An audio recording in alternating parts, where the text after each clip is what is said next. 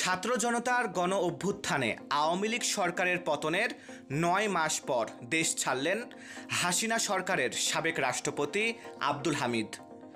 বুধবার দিবাগত রাত ৩টা ৫ মিনিটে থাই এয়ারওয়েজের একটি ফ্লাইটে তিনি দেশ ছাড়েন বলে জানা গেছে।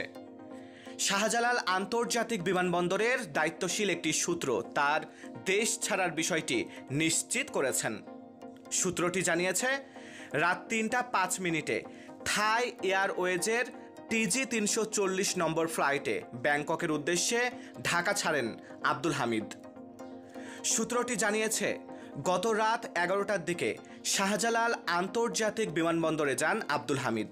সেখানে যাওয়ার পর ইমিগ্রেশনে প্রয়োজনীয় যাচাই বাছাই শেষে দেশ ছাড়ার সবুজ সংকেত পান তিনি। উল্লেখ্য, আব্দুল হামিদের বিরুদ্ধে অন্তত একটি হত্যা মামলা থাকার তথ্য রয়েছে।